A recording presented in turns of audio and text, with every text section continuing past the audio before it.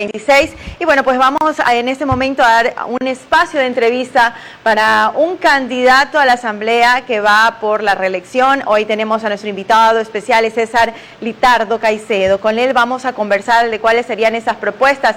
Ya habiendo tenido su experiencia ya en estos campos de la política, él no es un candidato nuevo, ya tiene una amplia experiencia y también, bueno, nos va a contar cuáles son las cosas que faltan por hacer y cuáles son esas novedades que tiene para presentarles como propuestas también a todos los ecuatorianos y sobre todo a los manavitas que lo están viendo a través de la señal de Manavisión y Radio Amiga. César, un gusto tenerlo, bienvenido, buen día.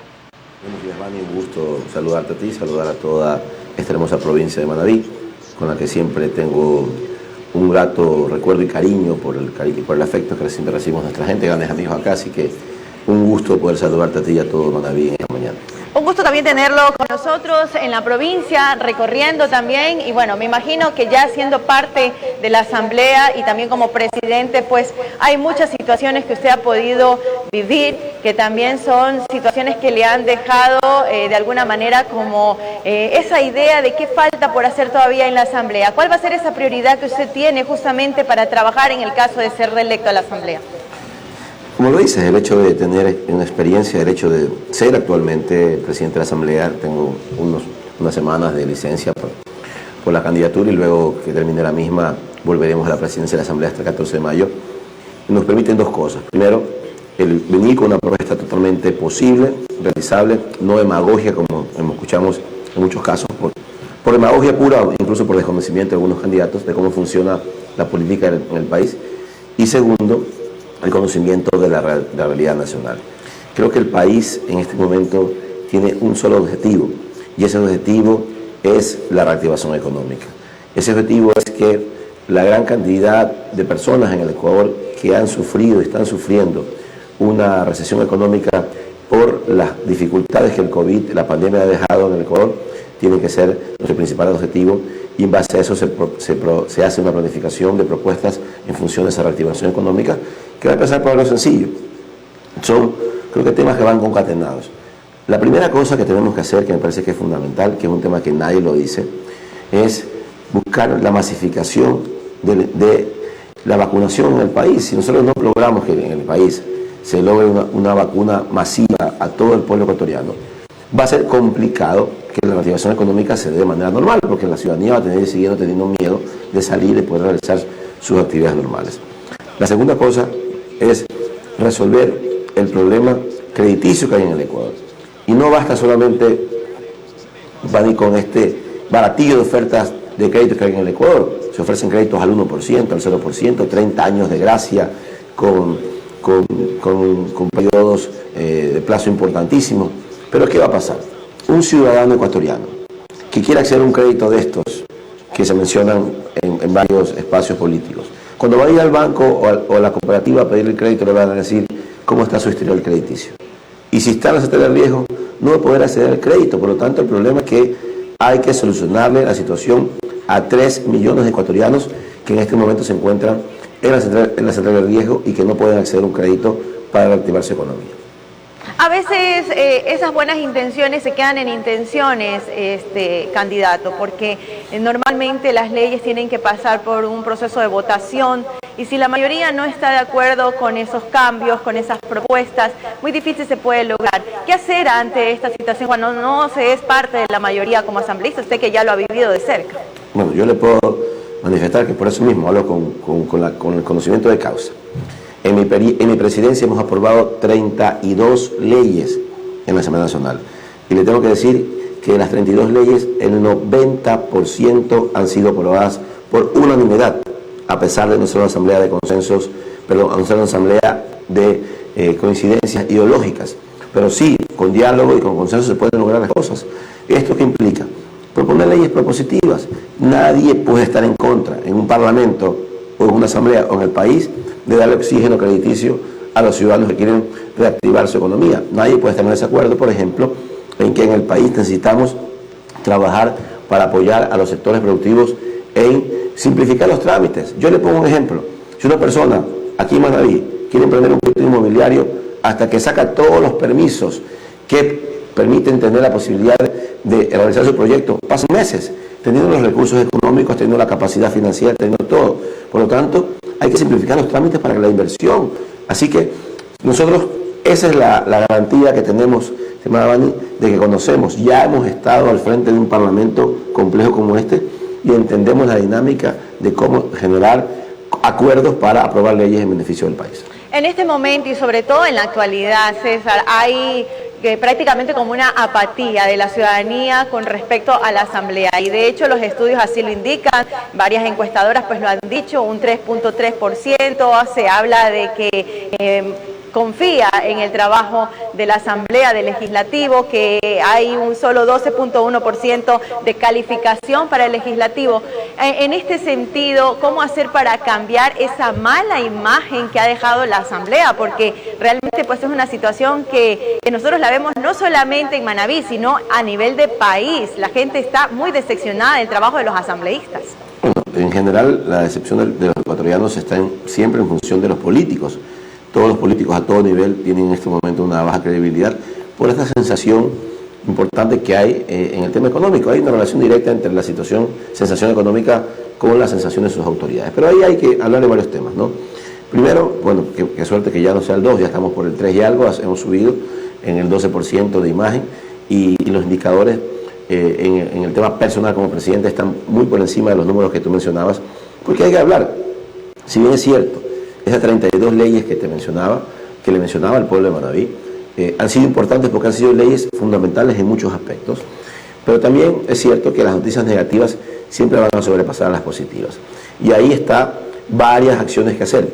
Primero, también decir que yo respondo por mis actos en lo personal, no puedo responder por los actos de los demás parlamentarios. Cada uno tendrá que asumir su responsabilidad política, jurídica, en los términos que tenga que regirse. Yo he respondido al país, he sido un garante de la democracia, he trabajado en darle estabilidad política al Ecuador, he estado al frente de una asamblea compleja y difícil. Pero también ahí viene la otra cosa, estimada Vani, que es por eso la responsabilidad y la corresponsabilidad del pueblo de Manabí en el Ecuador en escoger a las mejores mujeres y a los mejores hombres para elegir los destinos del país. Porque ahí está, hay que informarse, hay que conocer quiénes son sus candidatos y hay que trabajar en recomponer la clase política en el Ecuador, y eso se logra con un voto responsable del ciudadano que busca a través de una elección popular recomponer la clase política en el país como tal.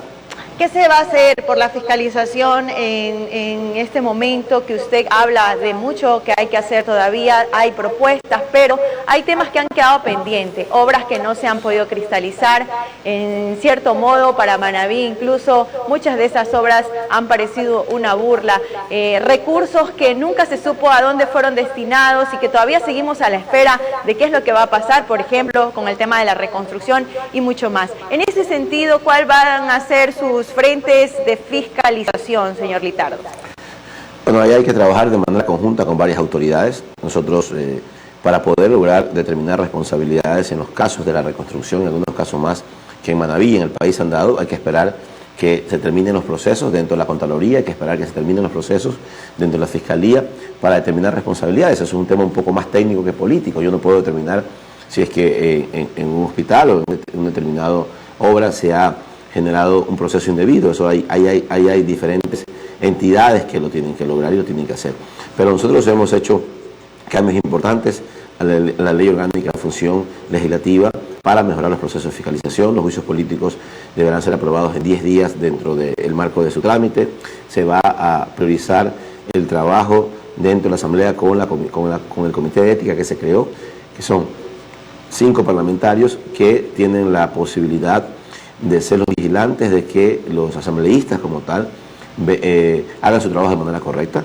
Así que en ese camino creo que hay varias aristas de fiscalización que tienen que irse dando, pero como siempre dándole una respuesta importante al país. Se han hecho muchos procesos de fiscalización, No solamente la fiscalización es la censura de un ministro en juicio político, cuando un asambleísta envía una comunicación, cuando un asambleísta tiene la posibilidad de llamar a comparecer a la comisión, o al Pleno, a un ministro, está haciendo acciones de fiscalización.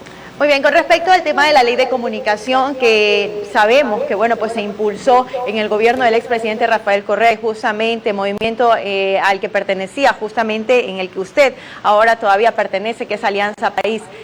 ¿Cuál es su opinión con respecto a la ley de comunicación? ¿Piensa fortalecerla, retomarla? ¿O usted está de acuerdo con la ley de comunicación que en cierto modo pues censuraba y autocensuraba también en tema de la opinión pública y la opinión de muchos medios de comunicación? ¿O usted definitivamente piensa que es una ley que debe de eliminarse? ¿Cuál es su apreciación con respecto al tema de la ley de comunicación? Bueno, primero dejar claro que nosotros como movimiento no dependemos de caudillos.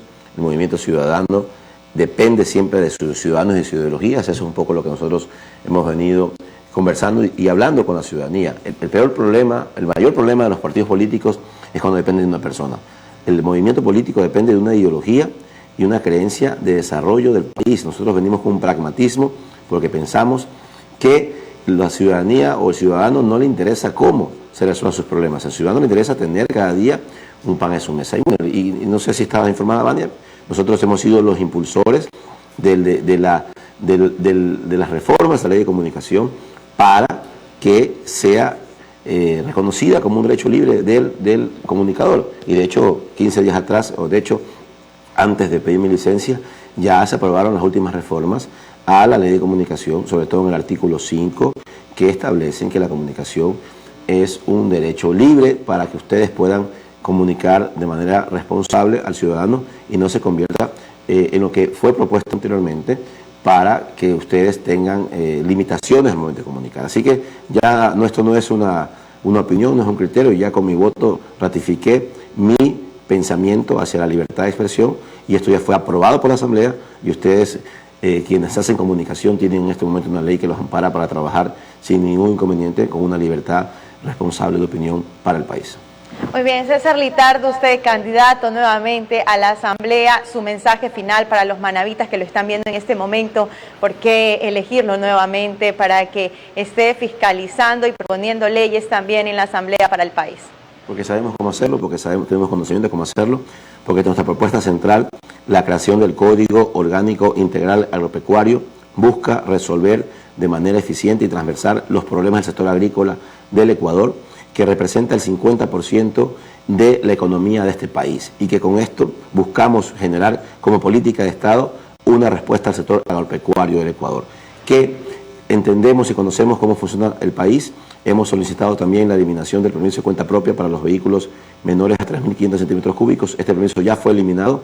Los sectores rurales y los sectores urbanos del país pueden trabajar tranquilamente sin este documento. Y esa es un poco la dinámica. Así que los invitamos a votar con confianza por una nueva política, por recomponer la política en el país y tener la posibilidad de que nuestra candidata a la presidenta, Jimena Peña, sea la primera mujer presidenta en dirigir los destinos del Ecuador. Muchas gracias a Manaví y un abrazo a todos. Muy bien, despedimos entonces al candidato César Litardo, es candidato a la Asamblea Nacional por el movimiento Alianza País. Hacemos una pausa y regresamos con más información.